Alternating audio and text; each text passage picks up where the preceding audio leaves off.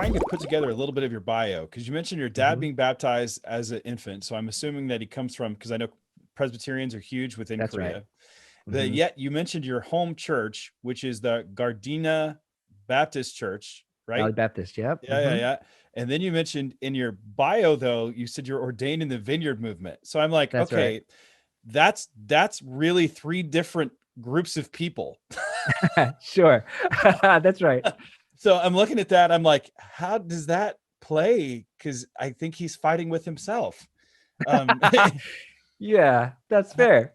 I mean, but it seems like it does, because I mean, coming from because we all have those backgrounds that we come from, and I'm more from a word background, but I recognize that there's a part that's missing. I had a friend of mine, Charlie Davis, used to be the head of team. He wrote a book called Slider Switches. Actually, I don't know if he calls it that. It might be multi-ethnic, multicultural discipleship, but in it, he uses the metaphor of slider switches.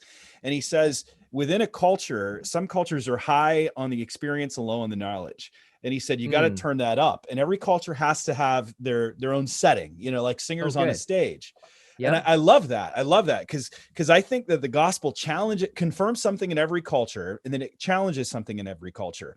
And it's learning from other people in those cultures so that my view of God can expand. So I know I'm much more word-centered, but I know that the Spirit does things that I don't always am comfortable with. I mean, even just looking at the scriptures, he chooses a teenage girl to bring forth the Messiah.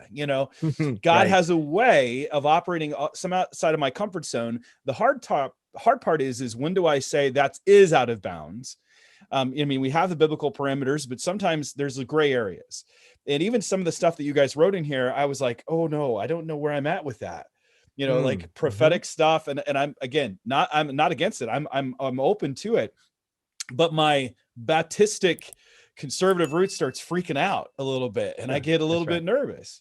But that seems like it's also kind of what you guys want to do, is to say, okay, let's rethink this a little bit. Let's broaden our parameters a little bit. Is that what you guys are trying to do a bit, to say, let's rethink how we can have revival? And it's not always going to fall within our parameters. Matter of fact, we've been doing it in our parameters for a while, and we haven't had revival. Is that what you guys are absolutely trying to do? We definitely want to there's a humility, and we write about the humility that's needed, right? Like to be able to chew on the meat but spit out the bones. So to speak. You mentioned that. And there's gotta be something where we're learning, and a place where God gets to surprise us, right? If it's everything going along to our strategy, then we don't get to experience what that verb in the book of Acts, where it's just constantly the sense of being amazed. They were amazed. They were amazed, and they got to see God moving. So we do want to create space for the others to be at the table. And so here's the other side of it, though. If you don't create the space, so let's say and this is my background too, but I'm much more of a word-centered background. My sort of connection with the Vineyard comes late, like basically end of college, post-college. If you do not create spaces for that kind of either experience or power, right, where it can be kind of either protected or guided by the word, right?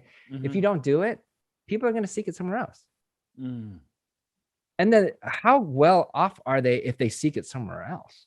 Like that's actually worse, because it's not being grounded in the scripture.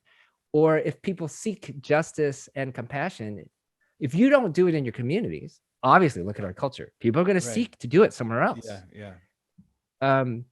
I think it's going to be more fruitful and much more aligned with the kingdom, more long lasting if it's done in the kingdom.